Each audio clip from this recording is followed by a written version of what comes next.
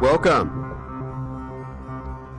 to another edition of Expanding Mind. I'm your host, Erik Davis, continuing our conversations about the cultures of consciousness. It was about 12 years ago when I was in India, in Goa, India, where I had been sent on a juicy the juicy ticket provided by Details magazine to write about psychedelic music in Goa, which was quite a trip, but another story.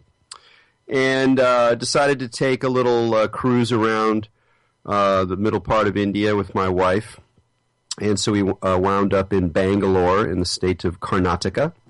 And just outside of Bangalore, there was a Tibetan monastery called Sarah May. And I had read, I believe, in the Coevolution Quarterly or some similar rag that someone there was doing a interesting project of transcribing Tibetan, the classical collections of Tibetan Buddhist texts from the ancient scrolls to computer disks, and this was called the Asian Classics Input Project. And at that time, I was writing about new technologies. This was before the World Wide, or just as the World Wide Web, as we know it, was coming online. So it was a very interesting time on the edge of our information apocalypse. And so this seemed like a good story. I was a journalist, so we just went to Sarah May, no connection, just showed up. Everyone kind of ignored us for a while until this Dutch woman was like, "Can I help you?" And she proceeded to take us to see the fellow who happened to be in town, the Western Lama, who was heading up the project, a guy named Michael Roach. And at that time, Michael Roach seemed like a pretty straight-ahead Gelugpa monk. He was in the robes. It was clear he was kind of a true believer, but also a sparkly-eyed, interesting character. We talked about science fiction, about William Gibson. We talked about mescaline. I was interested and continue to be interested in the connection between psychedelics and the Western Dharma. And so we had a very interesting conversation, and he gave me a copy of a book by Tsongkhapa, which I proceeded to read, and which kind of blew my mind, partly because of the situation, partly because of the time in my life. And when I got back to New York, where I was living at the time, I decided to study with Mr. Roach, and I did so for about, less than a year, maybe six to 9 months. So he was a very warm-hearted teacher. The scene was pretty intellectual. We studied texts. We talked about philosophy. I found the structure ultimately a little confining in terms of the way that the philosophical ideas were being laid out and the kind of programmatic nature of the meditations, where you were supposed to proceed through and meditate on all these various points and ideas and images, etc. And it was all a bit busy for me, so I found my way to Zen, which was a quite different a kettle of fish, and again a different story. So I became kind of friendly with Michael Roach, and I interviewed him for an article I wrote about the Asian Classics Input Project. And probably the oddest thing we did is that dressed in civilian clothes, he took me down to the diamond warehouse where which was part of his business. He had been working in diamonds, and I think for quite a long time, made quite a lot of money, which is not a factor in his story. But he also had this curious kind of metaphysical reading of the diamond, because of course the diamond is a very important symbol inside of Tibetan Buddhism, and often represents this notion of emptiness, the essential lack of essence in all things. And so it was a very peculiar experience to go into a diamond warehouse with this sort of curious, roly-poly, friendly monk, and look at, millions of dollars worth of diamonds sitting on a desk. So that was a bit odd, but not half as odd as the next turn in Michael Roach's life, where he really became a renegade, a sort of an heterodox figure, barely on the edges of accepted Tibetan Buddhism, gets reprimanded by the Dalai Lama, grows his hair long, begins to talk about Tantra, seems to have a girlfriend. It all gets very weird, and this is all after my experience with him, although I could see seeds of this more heterodox, wild character in what I perceived at the time to be a very straight-ahead and clearly very celibate, a twinkly-eyed monk. But these stories are all second to the great tale that lies at hand and will be our subject this hour as we talk with investigative journalist Scott Carney, which is the tragic death that occurred at Michael Roach's compound in Diamond Mountain in Arizona a number of years ago. But rather than rehearse that story, I think I'd like to bring on our guest today, Scott Carney. Hey, Scott, how are you doing? Good. How are you?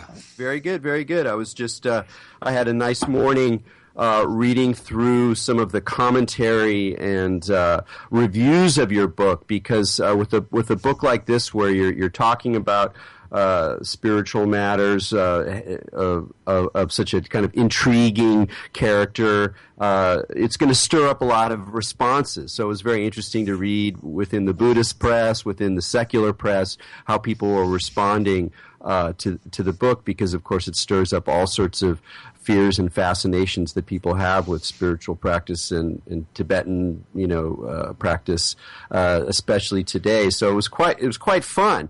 But for those of our listeners who don't know the tale, I'm just going to sort of hand it over to you. I'm sure you've told it many, many, many, many times at this point. But I would be interested in hearing how you first heard about the incidents at Diamond Mountain and what roughly happened. And then we can go from there in terms of trying to figure out how to extract some meaning from these bizarre occurrences. Sure. Well, I was working on a story for Details magazine about instances of Westerners going to India on spiritual quests and then disappearing, either because they literally just disappeared off the map, no one could find them, they left their belongings behind and vanished, or they ended up dead after either a suicide or a murder and those sorts of things. And I came to find references in the clinical literature about something called India syndrome, which is where when going to India or also other holy places like Jerusalem or Rome, where people get overcome with the notions of holiness and lose their minds, often think that they're either Jesus in Jerusalem, or in India they might think they're an incarnation of Shiva or a Buddha, and the symptoms sort of match closely to schizophrenia. And I was really fascinated with this, and I just finished my story, and then I got this email from a member of a Tibetan Buddhist community in Arizona called Diamond Mountain, and one of the members of the community told me that Ian Thorson, who is this 38-year-old whip-smart Stanford graduate, had entered into a 3-year silent meditation retreat in the deserts of Arizona under the guidance of a Tibetan Buddhist guru, and he died on the silent meditation retreat after fleeing into the mountains with his wife. And I saw that there were these parallels, and I'd been really interested in the connections between spiritual quests and madness for a long time. And within a month, I was in a car traveling from where I lived at the time in Long Beach, California, to Arizona to see how the community was dealing with these deaths, and and who else maybe was on that path.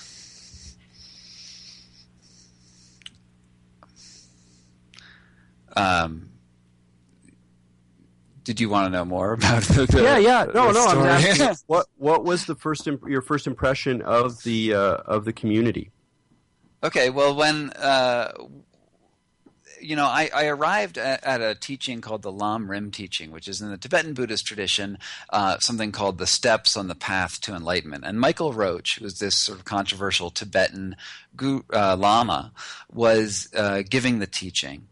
And at this point, the press was starting to get really interested in the case because when Ian died, a 3-year silent meditation retreat is a very intensive thing that you might undergo. You're going to be totally silent for 3 years, doing spiritual practices and not really communicating with the outside world.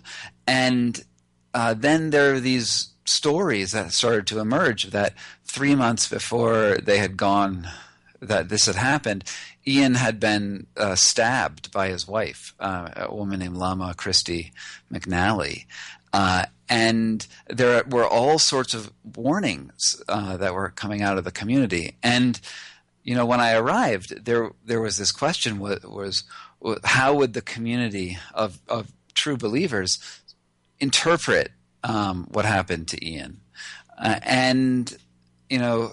Some people disavowed him, said that he had made sort of a spiritual mistake. But other people were saying, he died on his spiritual quest. Maybe he had found some ultimate truth. Maybe he had become a god in these after doing these practices. And that is sort of a scary thing to hear, right? If you hear about people making references to people whose pretty grim and dramatic death could actually be viewed in this very holy light. Well, yeah, I mean, isn't that in a way that's part of the whole story of the embrace of Tantra in the West? Is that it's of course an extremely complicated topic, but Tantra does have some associations, even in both its Buddhist and Hindu origin sites, with transgression. And what it seems to happen is that when this model gets translated into the West, there a different kind of ideas about transgression emerge. So suddenly you get this sort of space where all sorts of bizarre, immoral, illegal kinds of behaviors can be, if not exactly supported, at least they have some sort of room. It's almost as if the collective story that the group is telling allows for these shifts that in most conventional situations everyone would be really clear that there's either psychopathology or something explicitly illegal, and yet it's almost like the reality story has shifted enough that people lose those conventional ways of talking about things. Sure. And was, as you learned more about what had happened with Ian, did you become, was it more like, did it get weirder and weirder in terms of the kinds of assumptions that people were working on, in terms of the kinds of worldviews that people were living within, or did it seem like a fairly circumscribed, let's call it an aberration of a bunch of people who were attempting to do spiritual work in a reasonably focused way? Well, Tibetan Buddhism and also Hinduism have two separate paths, right? There's the Tantric path and there's the Sutra path. And the Sutra path, which is these are open teachings that they teach to anyone, and which is like, how to live well in the world, how to do no harm, and they're basically ethical teachings for how to interact with the community.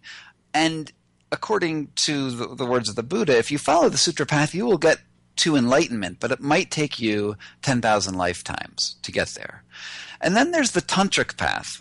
And the Tantric path is, instead of being part of a community, it's looking inside and having these very powerful experiences through meditation and sort of controversial practices.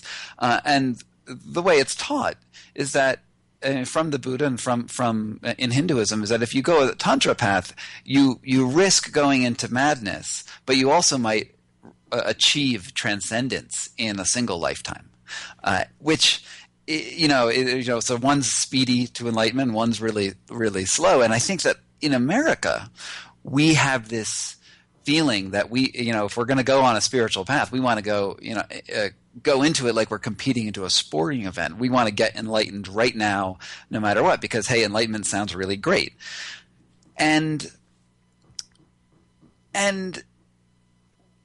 one of the assumptions in Hinduism and Buddhism and many faiths, actually, even Christianity to some degree, is that there are two worlds, right? We have the world that we can see, which is the ordinary, mundane world where we deal with, our taxes and the untimely death of our pets and all sorts of things that don't seem to have sort of explanations that are necessarily sensical or meaningful in sort of a deeper sense. And then there's this idea that you're seeing an illusory world, that the real world we live in does not conform to the true nature of reality and the universe. What Christians might call God's will, or Buddhists might see as the hidden actions of karma.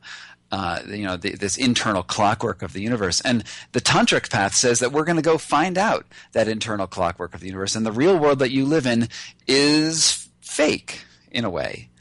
And if you imbibe that idea and you take it down to its logical path, and you have this guru saying, "Hey, I know reality, and everything that you think is actually wrong. It's not the real reason why we're here," you can head down a path of what looks like insanity from the rest of the world. But as a practitioner, you might think that you're being perfectly reasonable. And I find this a very dangerous tendency in all religions. But I think it's particularly dangerous among Westerners who then adopt a foreign religion that they don't understand the cultural context for. Like, if you were a Tibetan and you grew up in a Tibetan community, and you saw this mad yogi who's doing things that are clearly, crazy and perhaps harmful to the community, you might be able to contextualize that in a better way, just in the same way that you might be able to view, if I was in New York and I grew up in New York and I saw a guy dressed in robes walking around saying he was Jesus and kill all the gays, you might be like, well, that's contextually maybe a little wrong. But because we're misreading these cultural cues, you can get taken down a very dangerous path if you accept these lessons uncritically. Right. No, that makes a lot of sense. But on the one of the things that interests me about your approach is that on the one hand, you are raising these issues, these concerns. You're looking at psychological issues. You're looking at examples of people who have gone too far. You're shedding some light, not just in the case of Thorson, which is kind of an extreme case, but you're shedding light on some of the dark sides of meditation practice or right. of Westerners adopting these views. But on the other hand, you didn't go as far as other investigative journalists would, who were purely secular, cynical, would walk in here and go, this was a cult. Michael Roach was, psychologically manipulating these people. He's just, just in a way, using a very well-established Western template for understanding alternative religions. But you didn't do that either. You're sort of moving in a place in between. You wanted to take their search seriously and to recognize that, the legitimacy of these things. How then, and you can talk about your own experience. I know that there was a motivating experience in your own life in terms of seeing this dark side. But I'm curious, in your own life, your own experience with meditation and with Buddhism, how that sort of helped you in a way, try to find a middle path between, embracing these counterfactual phantasms that lurk in so many religious paths, but also not, hewing to a straight and narrow secular reductionist view. Yeah, many of my reviews say, why didn't I just call Diamond Mountain a cult? Because once you can identify something as a cult, you can be like, well, they were crazy, and you can just walk away and say they did nothing meaningful, or their journey was just ridiculous, and we sort of write cults off. But one of the things I wanted to get to in the book is that even if it was a cult, right? Even if it was one of these things that's abusive and manipulative and has a crazy ideology, every spiritual quest has an element of that in it, and anyone can be pulled in one of these directions if you just take the logic a little further down than sort of the vast majority of the community. I mean, if you look at the creation story of Christianity, right? Jesus was able to perform these miracles, turns water into wine, and, he duplicates fish. He gets crucified on a cross and then actually raises from the dead. That is from a totally rational perspective, ridiculous. It could never have happened. These are miracles. These are crazy things. Yet people take that as an article of faith, and Yeah, not to mention the cannibalism of the Eucharist. Right, It is pretty bizarre stuff. It's funny. I mean, what this raises for me when I think about these issues is that let's not use the word cult because that's layered, but let's call them sects. Even though that's not quite right, but like a small group of spiritual practitioners who are totally going for it, really intense. Maybe there's a charismatic leader. They begin to remap reality. They're starting to abandon a lot of conventional notions, and they're moving into this zone. Part of the way I look at those things is they're like risky social experiments, and they have a certain kind of risk associated with them, and sometimes they'll go south and people will get hurt, people will even die. They can go really south and there's whole really child abuse and stuff like that, but a lot of times they're just kind of weird for a while, and then people leave or don't, they find their way out. And I, as someone who's fascinated by these things, who has my own spiritual stories, my own searches, my own interests, my own fascination with this side of human culture, this doesn't look, any worse to me than any number of other things that people do for entertainment, for exploration, that also have certain risks involved with them. Well, before Manson, the word cult wasn't a bad word, right? Before the sort of mass killings, Jonestown and David Koresh, cult was a word to describe sort of an eccentric spiritual group, sort of oddball religions on the fringes that maybe weren't so dangerous. And, I sort of have a formula for how I think about the difference between a cult and a religion, which is cult plus time equals religion. There's no, look at Mormonism. 100 years ago, they were the craziest religion out there. And now we have, last presidential election, we had a Mormon running for president. So there's a thing where we incorporate sort of fringe ideas, and society and the culture around sort of adopts these ideas and makes them acceptable. But when you're someone new, you're dangerous, as you said. You don't know which way it will go. Maybe it goes down to pedophilia and mass murder, or maybe it just goes to some people that practicing some weird, crystal worship, sort of oddball beliefs that don't hurt anyone. Yeah. And personally, I feel like you can get spiritual growth out of many different religions, or many different types of belief systems. I'm of sort of a pretty typical American belief system, which is that there's no one single truth that's out there, but there's multiple truths, and any path that someone takes has the potential to give you wonderful results, but it also has the potential to hurt you. And I think it's really important with any spiritual quest to ride that ambiguous line between this is a horrible, pejorative, bad thing and this is a wonderful thing. The world is about gray areas, and the world, the spiritual self is not about having hard and fast answers to anything. It's and I can't say for sure with beyond any shadow of the doubt that the guru in my book, Michael Roach, didn't know what the divine nature of humanity really was.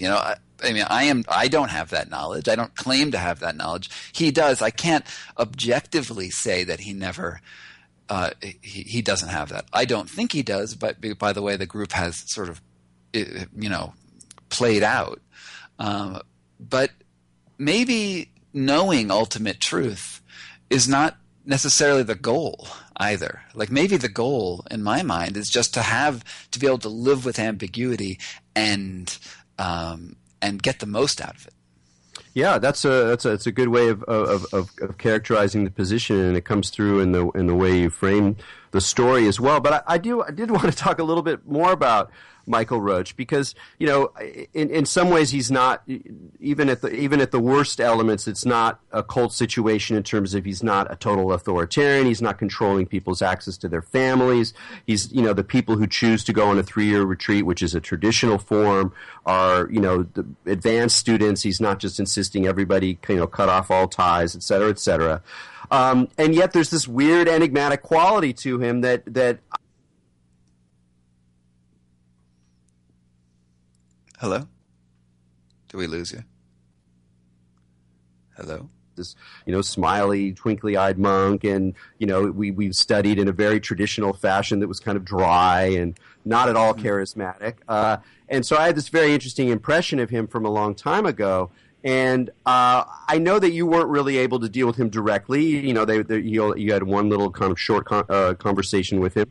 But what is your overall impression of, you know, what was motivating the guy? What happened? How did he go from being a straight up monk to this kind of tantric outlier? And Roach is a true believer, you know, and he didn't start off as a Buddhist. He started off as an Episcopalian.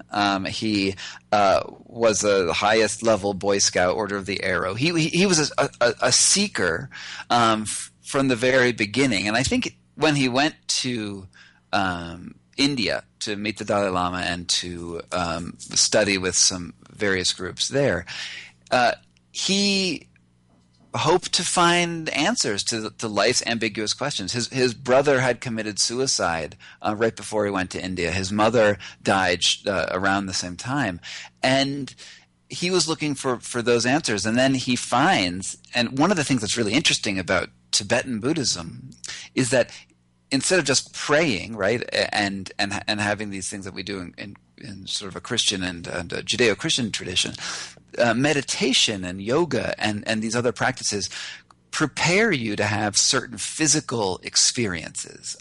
When you sit and you meditate, you know, even the most basic practitioners will feel things like time speeding up and slowing down. They'll see colors, you know, when they close their eyes. Different things will flip between their eyelids, and you can actually feel yourself changing as you're doing that. Now, advanced practitioners and many teachers will tell you that those symptoms of meditation might be meaningless. They might not do anything, but it's very what would you say? It's very alluring to have those experiences and think that maybe you're a little special. And very early on in Michael Roach's career, after he'd sort of decided to take a teacher in New Jersey at the Dalai Lama's suggestion, he had an experience preparing tea where he slipped into this, let's call it a hallucination or vision or something like this, where he's standing above the world and he's loving all the world, and he feels this incredible connection to an inner truth. And I think that vision is what guided him to do all the things he did down the line. And it's interesting that when you have a vision, and your vision is your guiding source and not texts and not sort of the wisdom of a teacher, you can really come up with any philosophy you want that appeases your own experiences. And he became unreliable in a lot of ways. I mean, he was once a very good scholar. He helped preserve Tibetan texts, but he never very seriously listened to the advice of the rest of the Tibetan community, especially when he married a woman named Lama Christy McNally, who later he divorced, and Lama Christy married Ian. And he would teach these tantric practices that were, he wasn't qualified to by the Tibetan tradition. What Michael Roach did is he would take texts that he found in archives in Russia and in India and China, and he would transcribe them digitally into a computer. And then, some of these texts, they're from all sorts of things. There's medicine texts, tantric texts, sutra texts, histories, everything. He would take these texts and then read, say, a tantric passage and say, oh, well, now I understand how this tantra works. And without any sort of guidance from outside, begin teaching himself tantra, which is not the way the tantra is usually taught. It's usually taught in the presence of an experienced guru. And you can't just take something from a book unless you are already divine in nature, unless you're already a god. That's the way Tibetans think of it. And he just sort of went off the rails. He made up his own religion as he went. And in doing so, he would, which is not necessarily bad to make up your own religion, but he taught this religion to his followers in America, saying that this was the ancient teachings of the Buddha, and that he knew there was an uninterrupted lineage between him and all the way back to prehistory. And that was really where he erred, is he kept wearing the robes of a monk in the Tibetan Gelugpa tradition, and wasn't telling the people that he was editorializing pretty seriously along the way. Yeah, I think that's a really key point. In that there are some, as we talked about earlier, there's some forms of these alternative religious experiments that are clearly experimental, and people who are involved in them are like, okay, I'm going to ride with this guy for a while. Let's see what's going to happen with this experiment. But a lot of other stuff comes in the guise of tradition, and with tradition you expect a certain kind of slowness, a certain kind of a necessary a learning process, a kind of larger hierarchy of authorities that are going to constrain these sort of wild actors.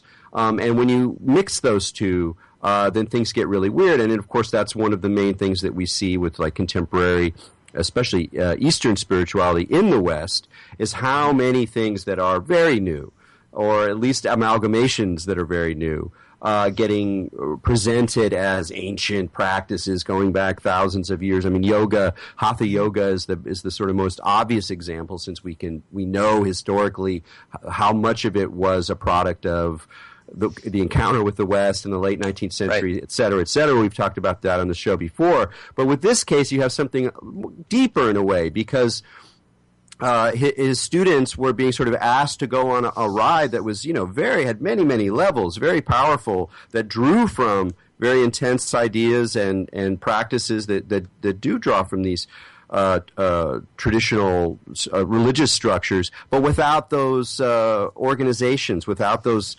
checks and balances. And I remember at the time a lot of people were just like, hey, he can do whatever he wants, but just take the robes off, guy. But he didn't take the robes off. Right. And I think that's the major critique of Roach. And I think it stands is that, anyone's totally legit for making up your own religion. I mean, you're allowed to do that. This is the world, and no one has better direct access to the eternal truth than anyone else. But when you do a tradition, it's sort of like it's like stealing someone else's brand or trademark and then changing it all around to suit your own purposes. And he uses the robes because people in America and in the West will look at someone in robes and be like, oh, you must be serious, right? Oh, you studied in Tibet, therefore you must have better knowledge than these other people. And that's sort of a sham. It's because it's just not true. There's no one in the world who has better access to our divine nature than anyone else. But when he steals and appropriates these foreign symbols, it seems to lend him authority to his followers. I mean, there was this time when he was giving an initiation to Ian Thorson, who's the sort of the main character of my book, and Ian was going to take a vow to become a bodhisattva. And Roach gives his 2-hour-long speech about what this means and what the vows do, and then he says, "Now it's time to take your initiation, and I'm going to say the ritual in Tibetan, and I'm going to say this because you'll take it more seriously if it's in a language you don't understand," which is maybe true. That's the church did that for a while when they taught services in Latin, but it's also sort of disingenuous, because if you're not understanding what vow you're taking, what exactly are you doing? You're exoticizing these faiths for your own ends. I can't resist an example of this from another zone that I just heard about that's so hilarious, is that in Santo Daime, which is a ayahuasca-using Brazilian syncretic tradition, they sing these very beautiful hymns. It's a fairly Christian vibe. People are wearing white. They're singing hymns. And a lot of, Americans who go down there, talk about the beauty of these hymns, and they're just so transcendent. But apparently there's a large chunk of the regular service. The hymns are just singing the bylaws of the organization. But they're very beautiful, apparently.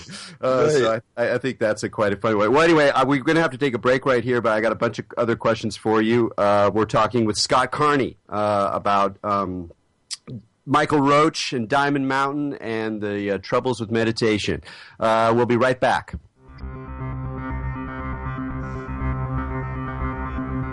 Welcome back to Expanding Mind with your host, Erik Davis. I'm talking with Scott Carney about his book, A Death on Diamond Mountain. It's funny, Scott, I was just listening to the ad spots here on PRN, and I noticed there's sort of an interesting tension.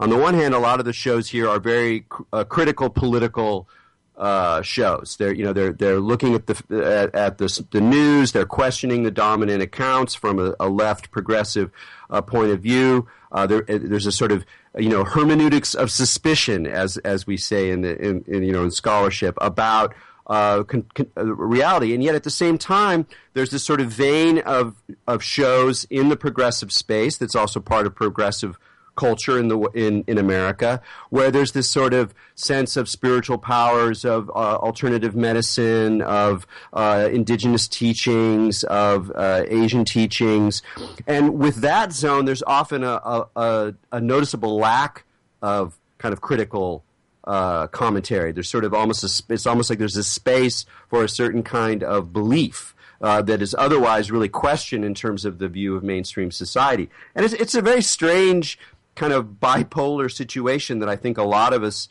find ourselves in that your book is kind of about navigating, navigating that kind of space. I'm curious whether, over the years since you've been interested personally in meditation and spiritual practices, whether you have become more or less, let's say, skeptical or critical of the forms that these searches take in contemporary America over the time? Well, that's a very difficult question, and it's mostly because I live in this sort of ambiguous space where I pretty much always tell myself that I don't know what the true answers are, and I have found personally some very eye-opening experiences from meditative practices. I lived in India for 6 years, traveled through Tibet, traveled through Nepal and Southeast Asia, and speak some of the languages. And I've seen some things which are truly mystifying, and I can never truly explain. I've also had experiences where, while meditating, and actually the next book that I'm working on is about a type of meditation based off of the Tibetan tradition of Tummo, where you can consciously raise and lower your body temperature and do some sort of things that are pretty miraculous with it. At one point I ended up sitting on the banks of a river in Poland, melting all the snow around me with my body heat, something that, a guy from California never thought I would ever want to do. So there's this side of me that's like, wow, there's something really powerful, really great here. And yet, on the other side, I also see people who go down these paths and who put an incredible amount of faith in powers or hidden wisdoms of various sorts of sizes. And I can see how you become a very unreliable person if you pursue that, to the disregard of other things. People who might follow an ayahuasca vision, to reform their whole life, might drop out of society. They might, lose their jobs. They might end up being mendicants, travelers, or in the case of Ian Thorson, you might end up meditating until you die in the deserts of Arizona. And there's lots of people I know who have gone down that path.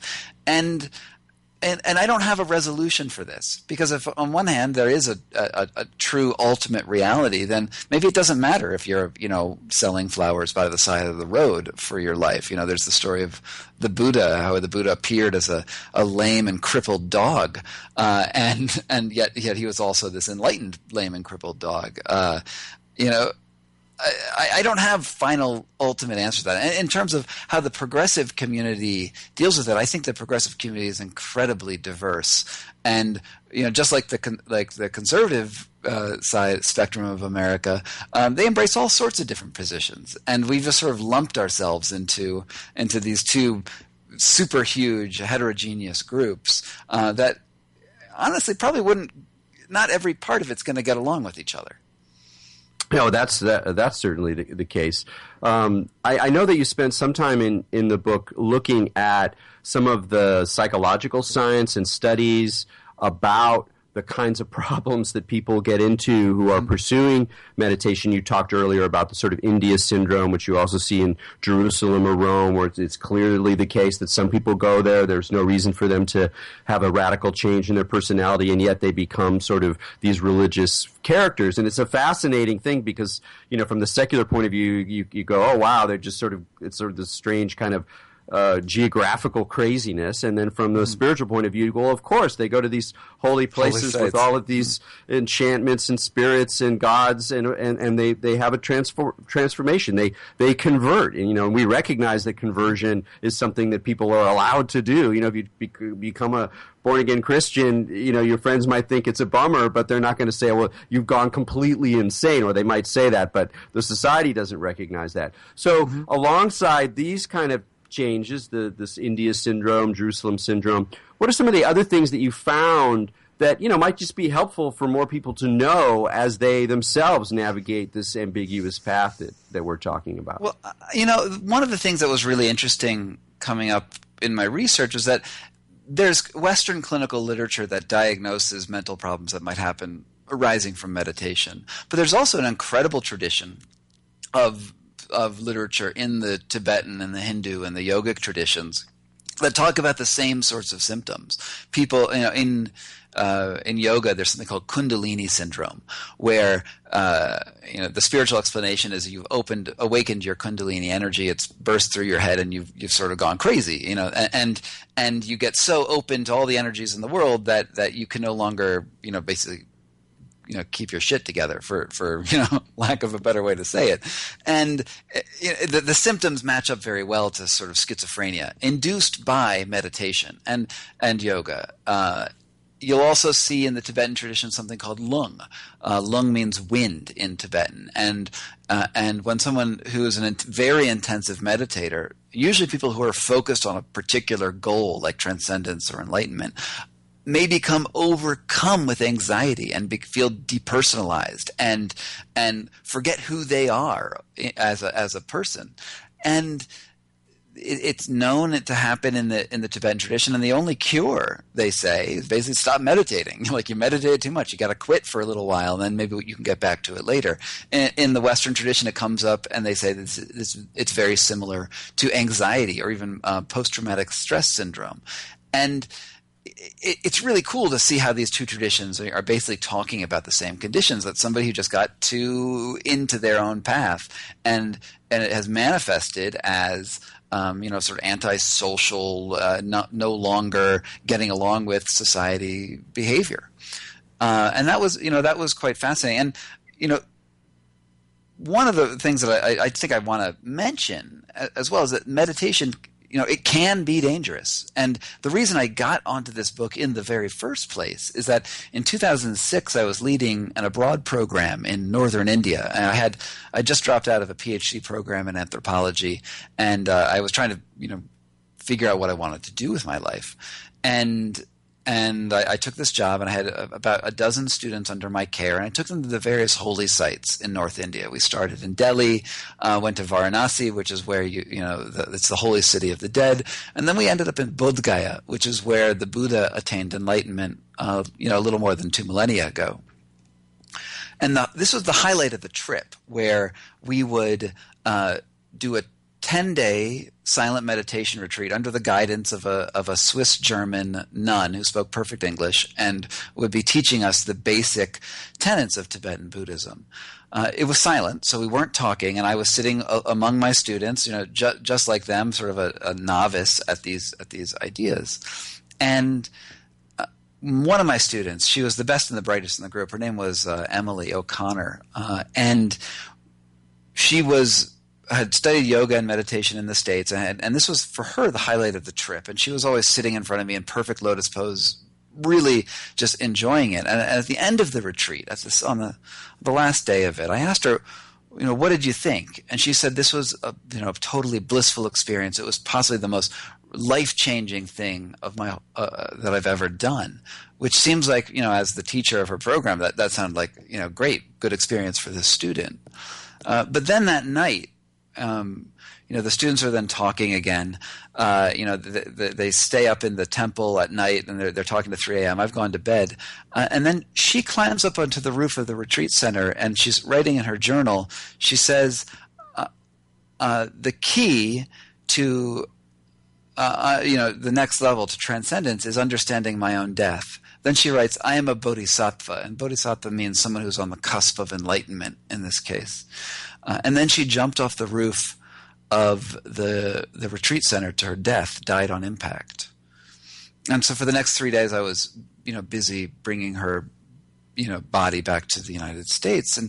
And I'm trying to reconcile how someone who is not depressed, but actually completely blissful and says they've had this transformative experience can get to a point where they're like, well, I no longer need my body because I've achieved this perfect state. And then she, takes her own life. And that in many ways is the reason why I even got onto this book in the first place, is that I wanted to understand the madness that is inherent in many spiritual journeys. And any of us could potentially be susceptible to that. No, it's all very, very true words. I mean, the only thing I have to add to that, terrible story is just my own experience of doing, week-long retreats. And one time I had I'll just call it a break. And I knew there was enough of my awareness to know that something was wrong, but otherwise I was inside of a very powerful, dark paranoid scenario in which these beings were, eating soul. It was just, it was like crazy stuff, like a dream. And I had just enough awareness to know that something was wrong and that the best thing to do was to stop meditating. So I'm sitting there in this silent hall, 5 days into this like powerful, focused group ritual of silent meditation. It's into the night. And then I'm sitting there like singing show tunes in my head and like moving my eyeballs around because I'm like, I got to get out of here. And, it went away or whatever. And it was just... I'm psychologically stable. I haven't had breaks, but it was really instructive. And it was also very instructive to see the way in which the onset of that experience had both a kind of narrative fantastic quality, like, oh yeah, I'm learning more, I'm opening up into another dimension, or whatever the kind of inside the meditator's head is. Mm-hmm. And at the same time, there were very clear signs that I could see later of, oh, actually, here I'm entering into a kind of trance, and it's like I'm no longer able to reflect, and there's da-da-da. And it's a very strange process. It's like it's the same ambiguity we're talking about throughout the whole show, where there's an inside and there's an outside, and they're both kind of true in a way. And then the question is, why do some people, or what are the circumstances that lead people to go totally one, or in some sense totally the other? Because you also, even though you've seen these negative things and you've had firsthand experience of how dangerous this stuff can be, you're still interested and open to it. So there is this kind of middle path between the inside and the out. Hey, you're making me sound like the Buddha. I love it. I'm just there. Well, it's just partly it's something that as part of my work for my whole life has been trying to find this line, or not find it, but constantly kind of recreate it. And on that tip, I wanted to ask you a specific question also about, in your book, you talk about an experience where you're at a writer's retreat working on this project, and you have a series of disturbing, dark, somewhat, enigmatic, maybe even some reviewers call them superstitious kinds of experiences of a kind of dark energy. At the same time, people are warning you that doing the kind of work you're going to do, you might be incurring some negative darts coming your way. There's this sort of shadow side of Tantra, just as there is of ayahuasca religion. And then, so you had your experience, you went out of your way to to engage people, to give blessings and prayers, protection prayers flowing your way. Now, some investigative journalists, writing the kind of book you were doing, knowing that you were going to get some good attention, would, even if they had that experience, not include it. And they would not include it because they didn't want to deal with it, and then maybe it makes you seem soft, or people are like, well, can I really trust this guy because he's thinking this way from a secular perspective? But you chose not to do that. And I'm curious about that. How did you feel? Why did that story, which if I've mangled, please clarify, but why did that story need to be part of your story to the world? Well, it was because I wanted people to embrace this idea of ambiguity in the first place, because that's the epilogue to the book, and this whole time I've basically been telling my readers the really crazy things that this group has done. And it's very easy to look at Ian Thorson's life and be like, how could this guy, why are we interested in this guy? Because he's obviously doing things that are not rational, and he's almost a joke. I mean, that's how some people react to him. But I wanted to show that anyone, given the sufficient background and environment, that's the better word, can start to have these ideas. And I'm a very rational guy in general. I have some flights of fancy, but nothing really out of the ordinary. But at this point, I had been immersed in reading, Michael Roach's words, listening to his lectures, and I'm transcribing the journal that my student wrote before she died, before she took her own life. And it's a pretty dark place. And then I get these messages from people in that community and around that community saying that I've been cursed because I'm a threat to the community. And they're all talking about miracles and all sorts of sort of siddhis and these magical powers that people can accumulate. And, and I started getting paranoid. I started feeling like, well, I don't know the ultimate truth of these things, and people are telling me they're walking through walls. And I also know from my background as an anthropologist, curses are real. Like if you curse somebody and you really believe it, that person could very well have a string of terrible luck. Now, it may be because there's a hidden weave of karma and, the clockwork of the universe somehow working there, or it could just be because you're psychologically, you feel like you might be cursed and therefore you do things that are stupid. And in a way, it's irrelevant what that true answer is. It's what that person experiences. Now, I saw some weird shapes. I had a string of particularly terrible luck at that time. My bank accounts were getting hacked. My marriage was falling apart. A whole bunch of money issues were just showing up seemingly out of nowhere. At the same time, I've been cursed. And as soon as I had this protection prayer, all of those problems seemed to go away. And I could connect those dots in my mind and say, hey, maybe they're all connected. At the same time, I could say that it's probably just crazy to think that. And I wanted the readers to know that anyone could be here, right? I mean, most readers don't have experiences of being cursed or being stuck in this milieu all the time. And I feel like in order to identify with the characters, you need to know that this is possible. Yeah, I'm curious. What are some of the responses that you've gotten from the book that are the most interesting to you? Whether from people inside Roach's organization or inside Tibetan Buddhism, or people from the outside who maybe now are a little bit more open or realize some of the ambiguities that you're pointing out. Well, I mean, I get a fair number of crazy emails, and one of them that I got that I remember quite clearly was this person who was going to review my book for some publication, and she'd read it, she loved it, she'd been writing to me actually during the course of my research, just saying how excited she was about it. And she read the book, and then she wrote to me being like, I can't write about this because I know I'm going to get cursed. I know it's going to happen, and I have to get protection prayers right now. And it was like, what? I think people sometimes get very wrapped up in this. Some people have called me I think Salon said I was drunk on this idea of spiritual rapture, while other people are saying, well, look, this is we're impressed with the idea that I was able to show this potentially weak side, right? That I could get wrapped up in this. And in some ways, my feeling is that makes me a more reliable narrator, because instead of hiding and pretending that I'm an objective person outside this story completely, I'm going to admit to you that I'm also a participant in it. After all the stuff went down at Diamond Mountain, all these reporters were there, and they were affecting and changing the way that the community responded.